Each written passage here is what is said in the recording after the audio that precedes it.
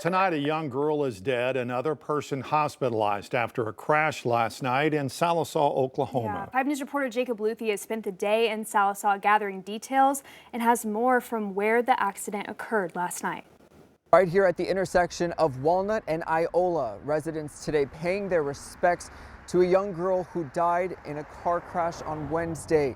And now police are investigating just how this SUV and church van collided. This is video shared to 5 News from a viewer. In it, you can see a heavy first responder presence. Sallisaw police say the girl, a local middle school student, was in the church van and pronounced dead at the scene.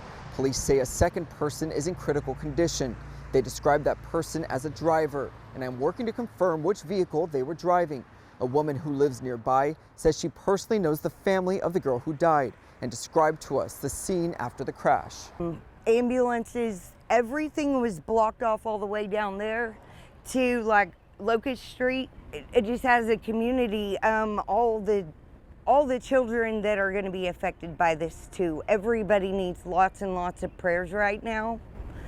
You just don't think you're going to send your kid to church one day and they're not going to make it home off the bus. The Sallisaw School District says that counselors and staff will be available to support whoever needs it as police continue to investigate how this all happened. In Sallisaw, covering news where you live, Jacob Luthi, 5 News.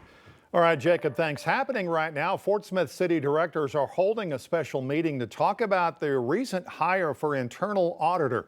The board on Tuesday appointed Rebecca Cowan to the post, responsible for ensuring efficiency and accountability across all city departments.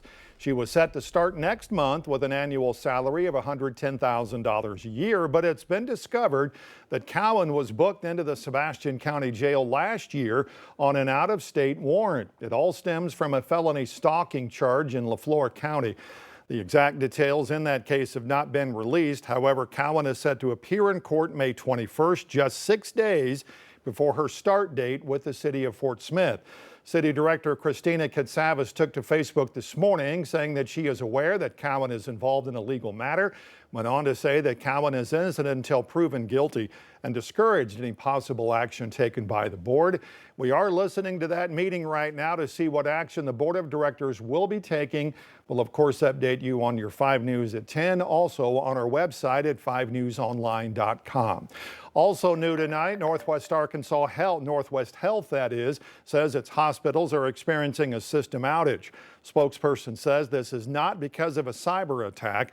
Problems began when Cerner engineers mistakenly deleted critical storage connected to their database.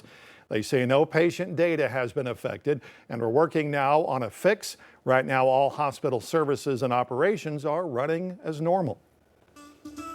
Arkansas Supreme Court justices tonight are considering whether a woman convicted federally for murder can also be held accountable for the same crime at the state level. They heard arguments this morning in the Amber Waterman appeal. Waterman is already serving life in prison for kidnapping and killing a pregnant Benton County woman in 2022. Today's hearing centered on a critical question: would pursuing a state capital murder case violate the Constitution's double jeopardy clause?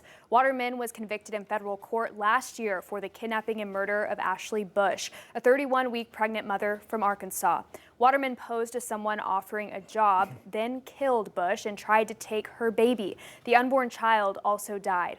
Well, now that the federal case is over, Benton County prosecutors want to try Waterman in state court with the death penalty on the table. The justices did not issue a ruling in this today. The case is now under advisement as they prepare a written opinion. The Arkansas Attorney General's office told 5 News they're confident in the arguments presented. For a full timeline on this case, you can head to our website, 5newsonline.com. We've also learned the identity of the person who died in a motorcycle crash yesterday on the Midland Bridge in Fort Smith. Investigators identified the man as 27-year-old Landon Young from Alma. This happened early yesterday morning when a vehicle heading north on the bridge attempted to pass other vehicles, leading to a head-on collision with the motorcycle. Arkansas Governor Sarah Huckabee Sanders addressing what she calls very tough but necessary decisions that were made during this year's legislative session. Points of pride for the governor include the Arkansas Access Act, eliminating the state grocery tax, and a bill that targets pharmacy benefit managers, split lawmakers. But not every bill supported by the governor made it to her desk. Push to create more funding for that planned prison in Franklin County failed 5 times in the Joint Budget Committee. This is a legislature that overwhelmingly passed and supported the PROTECT Act, essentially demanding and putting the responsibility for us to build a new prison. They've set money aside specifically for that purpose. We're going to use that, and we're going to continue to go through the process and get the job done. We'll hear more from the governor tonight at 10, including her thoughts on the White House rejecting the state's request for federal disaster aid following severe weather outbreaks this year. Governor has already appealed that denial. In fact, she's asking FEMA and the president to reconsider that decision. Money would go to covering damage across 14 different counties affected by severe weather in March. In her appeal letter, the governor says the storms caused massive destruction, killed 3 people, and left communities struggling to recover without any federal help. Well, the spring season has many of us looking for allergy relief, but could the sweetest solution be hiding in your pantry or on your grocery store shelf? Megan Bragg with our Verified team puts a popular spring remedy to the test. Eating local honey has lots of benefits. It's a good source of antioxidants that can help soothe the sore throat and help with digestive issues. But will local honey cure your allergies? Let's verify. Our source is Dr. Alec Gupta, allergist from Atrium Health, Novant Health family nurse practitioner Patricia Williams, the Asthma and Allergy Foundation of America, and a study conducted by the University of Connecticut. First, let's take a look at how an allergen affects the body. So our bodies respond to that by producing antibodies.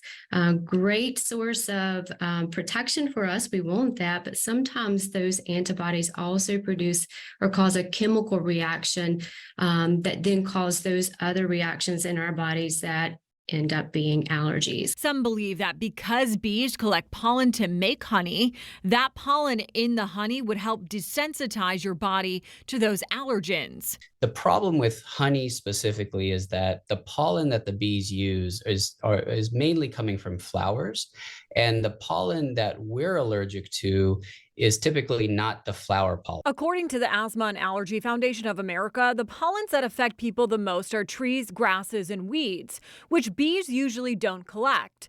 Plus, once the honey is processed, you will not ingest enough to desensitize your immune system. A study conducted by the University of Connecticut gave a small group of people local honey for several days to see if their symptoms would resolve, and they found the honey did not eliminate allergies. It's a great way to help us treat some of the symptoms, but I'm not sure it's going to really control your allergy symptoms as a whole. So we can verify that no, local honey will not cure your allergies. With your Verify, I'm Megan Bragg.